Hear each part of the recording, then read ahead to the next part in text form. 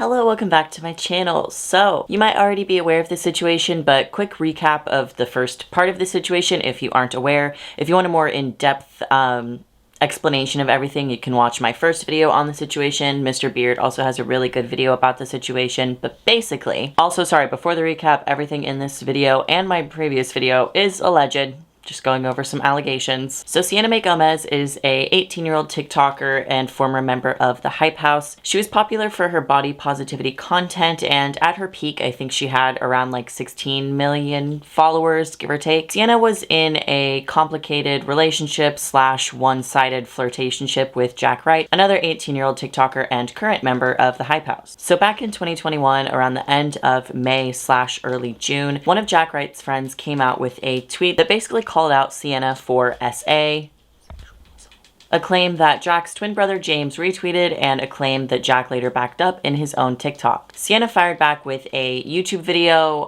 a 14-part TikTok series, which I think was also just like a YouTube video she put on TikTok, and a dance apology video, all of which have been deleted. Video evidence actually came out against her after she posted her first YouTube video, which led to her making like that 14-part TikTok thing. After that, I don't remember much else happening. Jack and Sienna stopped posting about it.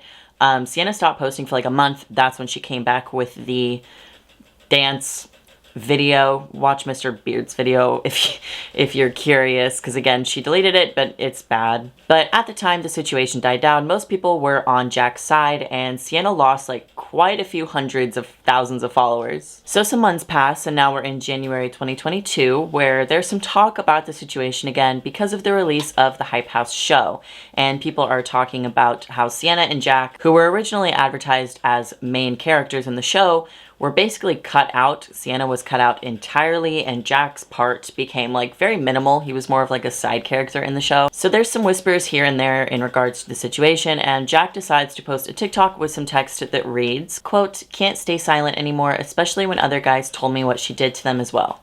I'm done being silenced. Y'all deserve to know.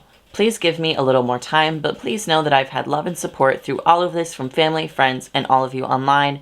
End quote. Also, that background noise, I don't know if y'all can hear it. If you can, it's my rats. I'm sorry, they won't stop. And before I move on to breaking down Sienna's response, I need to rant because the public's response to this TikTok is so upsetting. And I hate to have to yell at y'all like I'm your teacher and I just got back from a sick day and I had to read this note from the substitute teacher about how terrible y'all were.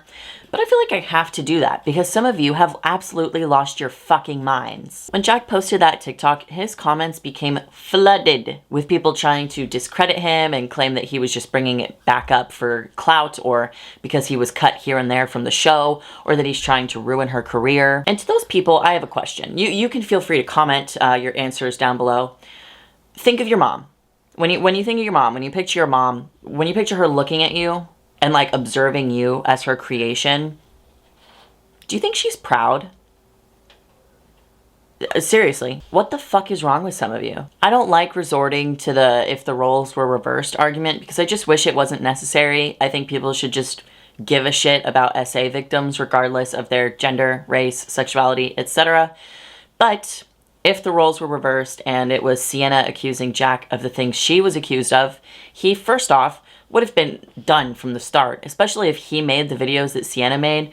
With the video evidence that came out against her, he would have been fried like a fucking fish. And yes, before someone comments this, I know he still would have had a platform. He still would have had a bit of a following. You know, the Lopez twins and other awful people still have platforms. And Jack would have too, just like Sienna currently does. But I think he would have lost a lot more following and a lot more business opportunity and would not be given as much slack as Sienna has. And also, if the roles were reversed and Sienna made the TikTok that Jack did when he said he's getting ready to talk about the situation, she would have gotten a lot less shit about the time it took for her to come out about this. Would she still have had people downing her? Yes, there are people that discredit SA victims regardless of the situation, but I truly do feel that the mass majority of people commenting on the situation would be in support of Sienna and would understand that in these situations, it can take a long time until you feel mentally well enough and ready to talk about what happened to you. It is a traumatic experience and it can take months or even years to process those events and emotions that come with them.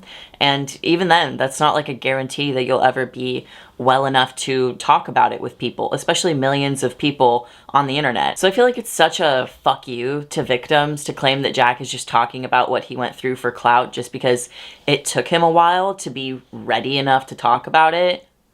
Would y'all have preferred that he talk about it before he was ready and like put his mental health at risk just to appease those that are treating this entire thing like internet drama? Point is, if your support of an alleged victim is situational based on how long they take for them to come out and talk about it, then you aren't really supportive of SA victims. So a few days after Jack posts that TikTok, he posts a 17-minute long YouTube video. You can go watch the video if you want to hear the story from Jack himself. I'm just going to be doing more of a recap of what he says. In Jack's video, he talks about the situation and claims that Sienna lied, gaslit, and invalidated Jack in her responses to the allegations, and then he goes on to tell his side of the story. Jack claims that he and Sienna met in high school through her dating one of his friends. That apparently led to some drama, but they remained friendly with each other even when he was, big on TikTok and he moved into the Hype House. And because they were friendly, he helped her out whenever she got big on TikTok. Jack goes on to say that he always only ever saw Sienna as a friend, and she claimed to feel the same, but as time went on in their friendship, she would try to be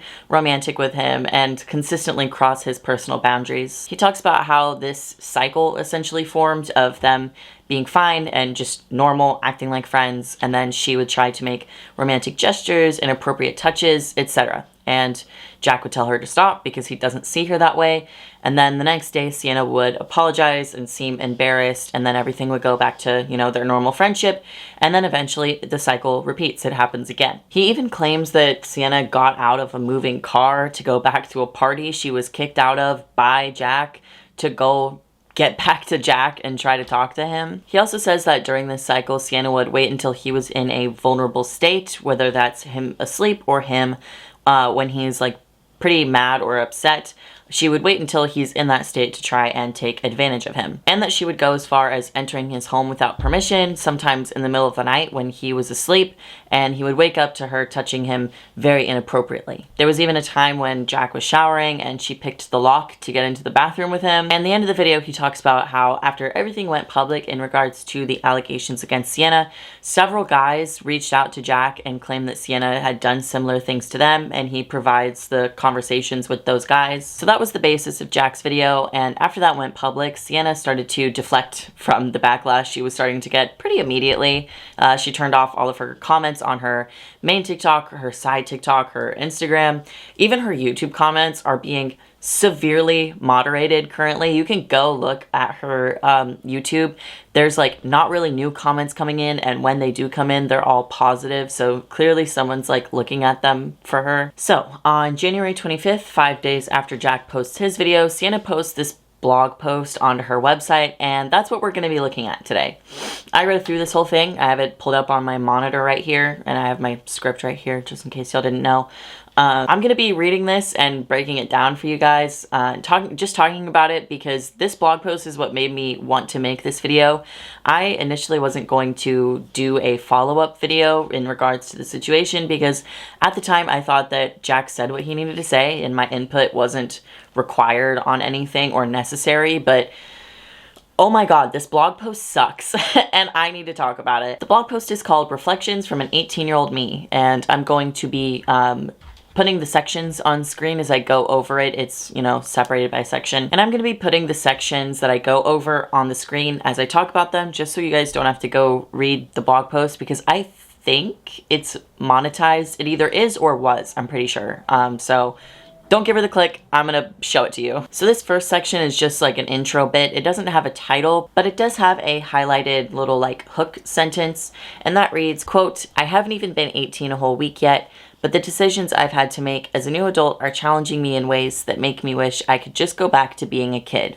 End quote. This is the start of a recurring theme throughout this whole thing, or I guess themes plural. Firstly, that she's the victim of the situation, and secondly, her like kind of downplaying her age. I don't know if that's the right way to phrase that, but I'm having trouble like describing what she's doing in just a few words. And I don't want to say that she's infantilizing herself because I don't think it's that extreme, but we'll see it later in the blog. She describes being 16 and 17 as if she was actually like 6 or 7, as if she's too young to understand what consent and boundaries were. And she writes off the things she did as just like a I didn't know that when he said stop repeatedly, he meant stop. I'm just a little kid. I don't know anything.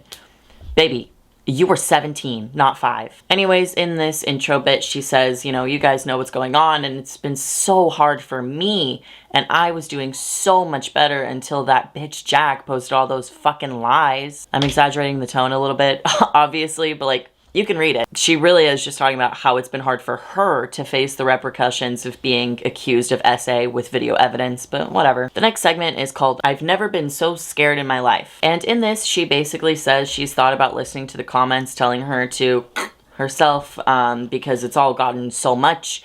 But instead, she's going to speak her truth for the sake of the people she loves because they're getting backlash via being associated with her. And I obviously don't want Sienna to off herself. It's such that she's gotten comments telling her to, but I also really don't like the way that they're used in the article. However, that's not particularly Sienna's fault. It's the fault of those commenters telling her to die. I've said this before and I've said it again. Don't fucking tell people to kill themselves when they're being called out for something problematic. Because this is what happens. These comments get used as an example of the cancel culture hate mob, and every valid criticism people have of a creator is then roped into this mob, when in reality there's way more people not telling her to kill herself. But since there are a few people that have told her to kill herself, it's then used to pull the sympathy card and invalidate and undermine the genuine criticisms people have, and no change ever occurs. Stop fucking telling people to themselves just because you dislike them. It's stupid. It's counterproductive. If you actually want to hold someone accountable, stop doing it. Anyway, the next section of the blog is called The Beginning of Jack and Sienna. And this is where we see the start of the photos. At the start of this section and the 3 sections after that, she includes pictures of her and Jack just like being friends, or, you know, maybe even being too friendly. Maybe they're hugging a bit, you know. And I just have no idea why she would do that. Truly, genuinely, why? Why in a blog where you're addressing the allegations of you essaying someone would you include pictures of you and the person being friendly or like hugging a bit? It's like if my best friend Sage made a video saying Grayson hit me with her car, took a crowbar out of her trunk, and started to beat the shit out of me. And in my response, in my blog response, I put pictures of me and Sage together to be like, look guys, me and Sage are friends, so this obviously didn't happen. The accusation wasn't whether or not me and Sage were friends. It was whether or not I beat the shit out of them with a crowbar. Anyways, the beginning of Jack and Sienna doesn't tell us anything we didn't already know. They knew each other from high school. They both got big on TikTok. The people started to ship them. So they played this role for the cameras, and Sienna started to fall for Jack. That's basically it. The next section is called The Hype House. And this is, again, really nothing of importance. She just talked about being TikTok famous, being asked to be on the Hype House show, and the producers putting pressure on the two of them to keep, like, talking about and focusing on their relationship, and that combined with Jack putting on a show for the cameras upset her, even though she also says in the same section that they both agreed to not put a label on their relationship, and Jack straight up told her he didn't want to be more than friends. Now we get to the section called Hawaii and the Video. In this section, Sienna talks about how on this trip they took to Hawaii after the show stopped filming, that's when she realized that Jack had been using her for content, essentially. And like, I know that sucks, right? The feeling being used is genuinely terrible, and I'm sure that was upsetting. But like, girly, it took you that long? All those months of filming for the show where he would do things on camera and then tell you in private that he didn't want a relationship with you. All the TikToks of you guys acting coupley just to act like friends in real life. You're only now realizing it was for content? Sienna seems to be very naive, especially in regards to relationships. And I don't want to say that naivety is inherently bad, but I can see times in this blog where she almost weaponizes her own naivety to gain sympathy. I'll point those out when we get to them. I think this is just like the first example of it. In this section, we do start to see the differences in Jack and Sienna's stories, especially in regards to the alleged video evidence that we have all at this point seen. Jack claims that this video is from the trip to Hawaii, where he confirms that he was unconscious and that he's happy his friend recorded this video on that night, so they have evidence of the things that Sienna had been doing to him. Sienna, however, tells a different story. She claims that the clip was not from the Hawaii trip. It was, at that point, 7 months old, so it's even older now. And also that it was a joke and it was taken out of context. I'm going to slightly ignore the difference in claims of like when the video was recorded, simply because I wasn't there. I don't have the answer for that. But her claim that it was just a joke and that it was taken out of context is weird to me personally. What's the joke? What's being taken out of context? Jack is visibly unable to consent to anything, and you're on top of him kissing and touching him inappropriately. So again, what's the joke? If this clip really had been taken out of context, why wouldn't you provide the context? If it's going to help your case and make you not look like a predator. Unless she's not giving the context because it's not actually out of context.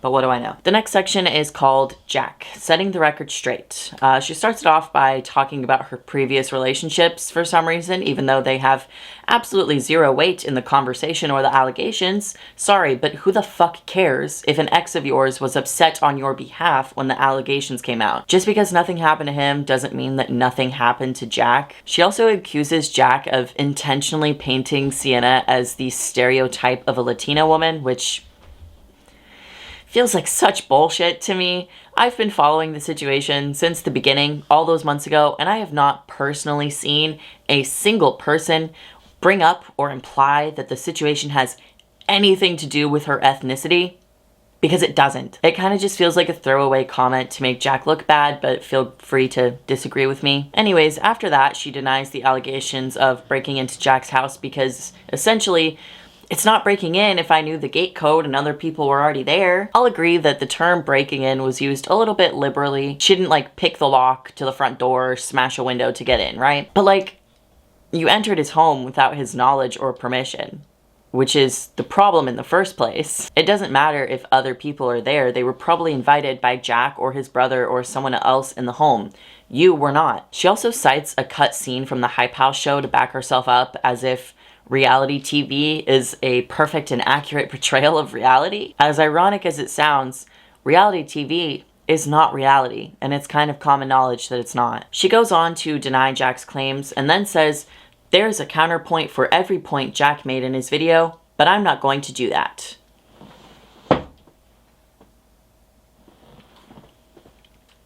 Why? That's why. If there is a counterpoint to every one of Jack's points, why would you not say them? All this filler bullshit about your previous relationships and how hard this whole thing has been on you could have been replaced with those counterpoints. Unless you're not actually here to clear your name. You just want people to feel bad for you in hopes that they forget what you allegedly did. Because why would you not say the counterpoints if they would clear your name? Like, how ironic is it to, in the section called Setting the Record Straight, tell people you're refusing to set the record straight? She ends that section by throwing another jab at Jack and saying that he did stupid stuff too, like he tried to fight guys for catcalling her or locking someone out of the house for flirting with her. And it's clearly another way of trying to deflect from her own behavior by calling into question Jack's character. But the thing is, nobody is saying that Jack is some like unproblematic saint. They're just saying you shouldn't sexually assault people. Saying teenagers do stupid things, that's a straight up quote, teenagers do stupid things, as if the stupid things you both allegedly did are on the same scale, is stupid. Anyways, the next sections are a bit shorter. I'm gonna go ahead and just speed run them. My regrets is where we get into the ooh woo apparently being 17 is the equivalent of being 6 thing, and how at her age she didn't understand boundaries and didn't know any other 17-year-olds that had to talk about boundaries with their partners. If you at 17 years old did not know, hey, don't touch someone when they're clearly uncomfortable and or have said to stop, that's a fucking problem.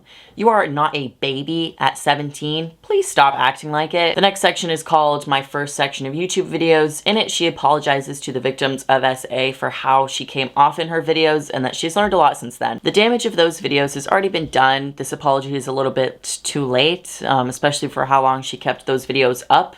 But she did apologize, so sure, I will give her that. Next section, understanding love languages. It's kind of similar to the My Regrets section where she just claims ignorance about boundaries and different forms of love languages and communications, and she apologizes for never considering his love languages. I'm here. Okay, hold on.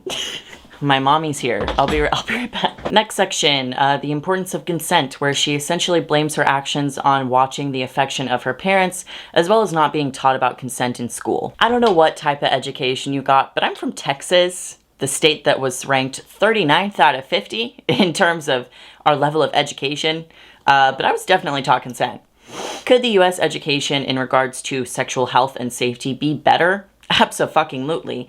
But I find it hard to believe that you, as a resident of California, were not taught consent. And even if you weren't taught about consent in school, you should still have the sense to just listen to someone when they say no, or stop, or that makes me uncomfortable. The next section is called Jack, If You Are Reading This, where she apologizes if she ever made him uncomfortable, even if she did it unknowingly, but also that she didn't SA him. And the last two sections I'm not even gonna go over just because it goes back to the I'm the victim of the situation narrative, and that's where we are.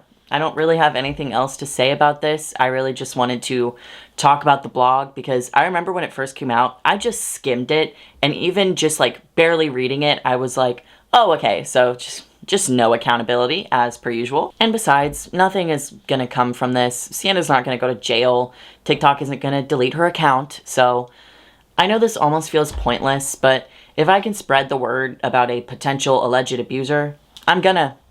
Sorry, not sorry. That was this video. Let me know you guys' thoughts about this whole situation. I have to go because my mommy just got here. So if you liked the video, like the video. If you liked the video, comment on the video. And if you liked the video, subscribe to the video maker. And I will be back very soon with another video. Also subscribe. I already said subscribe, but subscribe because I think I'm making a second channel if I get to 300K where I do more lifestyle content. So, okay, bye. Thank you, bye.